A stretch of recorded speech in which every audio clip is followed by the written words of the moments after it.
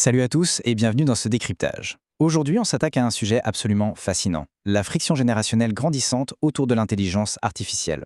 Pendant des années, on ne doit pas se mentir, la Silicon Valley nous a vendu un futur parfait, une sorte d'utopie où la tech viendrait résoudre absolument tous les problèmes de l'humanité. Mais voilà, le truc c'est qu'aujourd'hui, ça coince, et pas qu'un peu. Ces belles promesses se heurtent à un mur de scepticisme, voire à une hostilité totale de la part des jeunes qui sont censés hériter de cet avenir. Ce n'est pas juste un petit rejet technologique passager, non, c'est un véritable choc des cultures. Alors pour comprendre pourquoi la hype de la Silicon Valley ne passe plus du tout sur le terrain, on va se plonger dans les données et décortiquer les événements récents. Allez, c'est parti. Bon, pour bien visualiser l'ampleur du fossé, on va commencer par une donnée très physique, 85 décibels. Ça, c'est le volume sonore moyen d'un concert de rock bien lourd. Mais le problème, c'est que là, on n'était pas à un concert. Lors de la cérémonie de remise des diplômes de l'Université d'Arizona le 16 mai 2026, l'ancien PDG de Google, Eric Schmidt, a été systématiquement hué par les étudiants lorsqu'il a vanté les mérites de l'intelligence artificielle. Il faut vraiment s'imaginer la scène. On est à une remise de diplôme, un événement super poli, hyper solennel avec les familles, et soudain, un mur de son ultra agressif mesuré à 85 décibels s'abat sur la scène. Et attendez, parce que ça ne s'arrête pas là, ce bruit de fond a carrément grimpé pour atteindre des pics à 92 décibels. Et ça arrivait systématiquement à chaque fois qu'Eric Schmidt prononçait les mots IA générative ou automatisation du travail. L'ironie est quand même palpable. D'un côté, on a ce titan de la tech sur scène qui essaie d'expliquer comment des modèles comme Gemini Ultra vont sauver le monde. De l'autre, la génération même qui est censée utiliser ces outils hurle sa désapprobation. C'était tellement violent que ça a forcé Eric Schmidt à interrompre son discours de 12 minutes à plusieurs reprises. Ce témoignage du média The Verge résume parfaitement la tension dingue du moment. Et ce qu'il faut retenir, c'est que ce n'était pas l'action d'une petite minorité qui râlait dans son coin, c'était une réaction massive et viscérale de la part de 5200 diplômés. Ce qui s'est passé dans cette salle, c'est le symptôme d'un clash bien plus vaste. L'élite technologique voit l'IA comme le summum du progrès humain, alors que la main-d'œuvre de demain la regarde avec une immense méfiance. On passe au chapitre 1, le fiasco d'Eric Schmidt. Les sondages faits juste après l'événement sont super révélateurs. Regardez bien, 71% des étudiants auraient largement préféré que le discours se concentre sur l'écologie et la durabilité.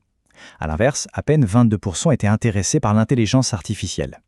En fait, les étudiants ne sont pas anti-technologie, c'est juste qu'ils rejettent cette idée, imposée par en haut, que l'IA serait la solution ultime à tout.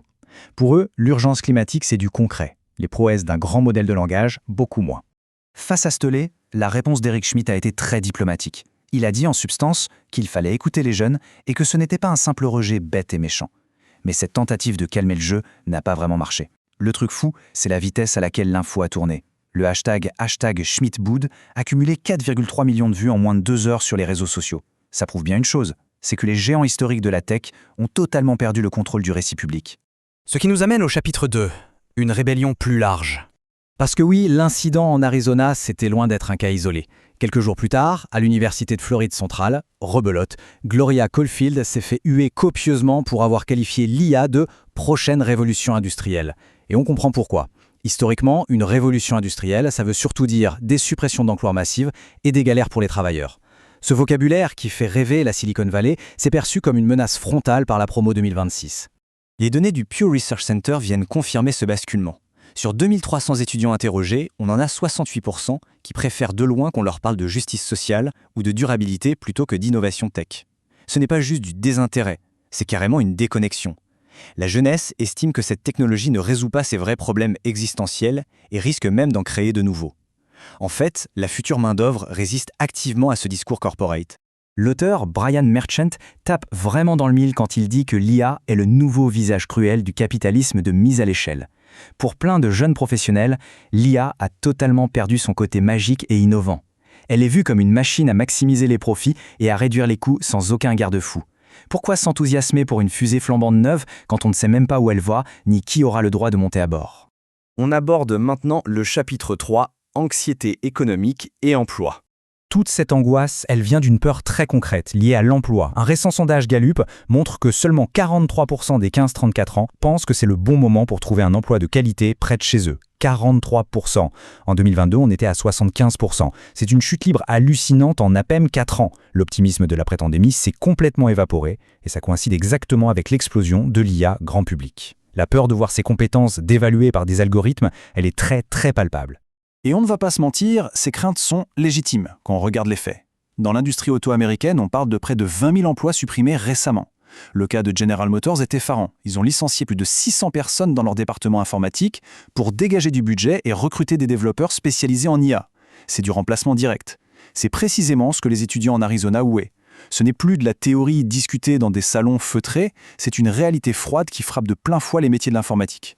Passons au chapitre 4, la question de la confiance. Au-delà des chiffres, la vraie question, c'est à qui peut-on vraiment faire confiance ? Aujourd'hui, les systèmes d'IA sont des boîtes noires monumentales. Même les gens qui les codent ont parfois du mal à expliquer leurs réactions. Sans une transparence absolue, comment voulez-vous que la prochaine génération ait confiance ? Pourquoi on s'en remettrait aveuglement à des entreprises dont on ne connaît même pas vraiment la boussole morale ? Et ce manque de confiance est nourri par les scandales au plus haut niveau. Prenez le procès ultra médiatisé entre Elon Musk et OpenAI. L'affaire a mis un coup de projecteur sur des choses très dérangeantes. Comment un labo open source à but non lucratif s'est-il transformé en un rouleau compresseur ultra rentable et fermé ? La crédibilité de figures comme Sam Altman a été remise en question, notamment sur des témoignages au Congrès et des histoires de parts financières opaques. Peu importe comment le procès se termine, l'impact sur l'opinion est catastrophique. On demande à la jeunesse de confier son avenir à des structures qui s'écharpent sur leurs propres motivations devant un juge, forcément ça rend cynique. On termine avec le chapitre 5, technologie, pas un produit. Pour comprendre un peu mieux où on va, il faut revenir à la définition de l'IA. C'est fascinant de voir le contraste dans la presse. D'un côté, on a le marketing agressif, genre Wired avec Steven Levy, qui nous vend un produit IA révolutionnaire qui ferait absolument tout à notre place. C'est exactement cette communication qui génère de l'angoisse. De l'autre côté, l'analyse de John Gruber est beaucoup plus pragmatique. L'IA, c'est une technologie omniprésente. Pas un produit magique vendu dans une boîte, mais une couche technique fondamentale qui va juste améliorer les outils qu'on utilise déjà. C'est tout de suite beaucoup plus banal et bien moins effrayant. La meilleure analogie pour comprendre ça, c'est le Wi-Fi. À ses tout débuts, le Wi-Fi, ça avait l'air magique, incroyablement complexe, tout le monde en parlait. Aujourd'hui, il n'y a pas de produit Wi-Fi ultime, c'est devenu une technologie complètement invisible, qu'on utilise tous les jours sans y penser, sauf quand ça tombe en panne. L'intelligence artificielle, c'est pareil. Ce ne sera pas un robot flippant assis à notre bureau, ça va devenir une couche de fond, une utilité omniprésente qui optimisera nos vies en silence. Alors, pour conclure, la vraie question qu'on doit se poser, l'industrie tech est-elle capable de combler ce gouffre générationnel avant que l'IA ne retourne toute l'économie ? On a une technologie qui a le potentiel d'être aussi utile et invisible que l'électricité, sauf qu'avec une communication ratée, de l'opacité et des licenciements très agressifs, elle déclenche aujourd'hui des angoisses qui hurlent à 92 décibels. Le plus grand défi des années à venir, ce ne sera pas de rajouter des processeurs, mais de réconcilier cette promesse technologique avec l'humain. Reste à savoir si les géants de la tech sauront rebâtir ce pont de la confiance. Merci à tous d'avoir suivi cette analyse et à très vite.